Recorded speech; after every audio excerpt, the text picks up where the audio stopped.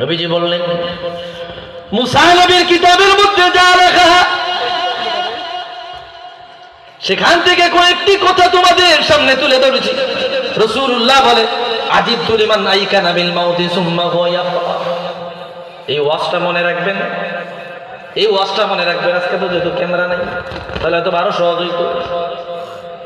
আজিবতু লিমান আইকানাল মাউত হুয়া ইয়াফরা, যেই ব্যক্তি নিশ্চিতভাবে জানে মৃত্যু আমার কাছে আসবে, মৃত্যুর সাথে আমি দেখা করব, এই বিষয়টা জানার পরেও ওই ব্যক্তি কিভাবে হাস্যরসে মেতে উঠে। আল্লাহু আকবার। যেই ব্যক্তি জানে রে মরণ আসিবে, মরণ আমার সাথে দেখা দিবে, মৃত্যুর সাথে আমি দেখা করব, মৃত্যু আমার কাছে আসিবে, এটা নিশ্চিত জানার পরে সে কিভাবে আনন্দিত হয়, কিভাবে খুশি হয়, কিভাবে হাস্যরসে মেতে ওঠে, কিভাবে ভোগ বিলাসে মুক্ত হয়ে যায়। আমার ভাইরা, আমার রাসূল জানায়া দেয় মৃত্যু নিশ্চিত তোমার কাছে আসবে। এটা জানার পরে তুমি কিভাবে মৃত্যুকে ভুলিয়া গেলা, দুনিয়াকে আপন করে নিলা। এরপরে আমার রাসূল আজিবতু লিমান আইকানা বিন নারি সুম্মা হুয়া ইয়াদহাক, যেই ব্যক্তি জানে রে জাহান্নামের আগুন আমার কাছে আসবে, জাহান্নাম প্রস্তুত করা হচ্ছে, জাহান্নাম চিরসত্য, জাহান্নাম থেকে পলায়ন করা সম্ভব হবে না, এটা জানার পরেও ওই ব্যক্তি কিভাবে আমল থেকে দূরে থাকে, হাস্যরসে মেতে ওঠে।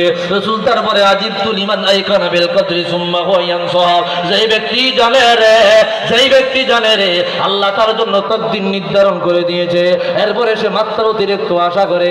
আমার ভাইয়েরা, এরপরে রাহমাতুল লিল আলামিন বলে, আজিবতু লিমান আইকানা দুনিয়া ওয়া তাকাল্লুবাহা বিআহলিহা সুম্মা আতমাআন্না ইলাইহা, দুনিয়ার মানুষ জানে রে দুনিয়ার সম্মান চিরস্থায়ী নয়, সম্পদ চিরস্থায়ী নয়, দুনিয়ার ভোগ বিলাস চিরস্থায়ী নয়। আজকে আমার কাছে, কালকে তোমার কাছে, পরশুদিন অমুকের কাছে, এটা জানার পরেও একজন ব্যক্তি কিভাবে এটা ধৈর্য রাখার আশা করে।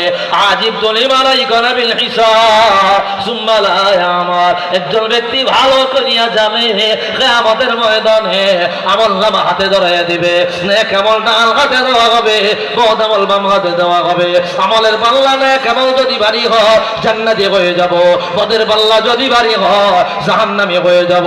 এটা জানার পরেও একজন ব্যক্তি কিভাবে দুনিয়ার জমিনে, কিভাবে দুনিয়ার জমিনে নেক আমল থেকে নিজেদেরকে বিরত রাখে, শয়তানের পথে চলে, ধোঁকাবাজির পথে চলে, এগুলা সমস্ত মানুষগুলা জানে, জানার পরেও মানে না, মানার খবর নাই। এটার একমাত্র কারণ আমাদের অন্তরের জায়গায় নাই, অন্তর মরে গেছে, পচে গেছে, নোংরা হয়ে গেছে।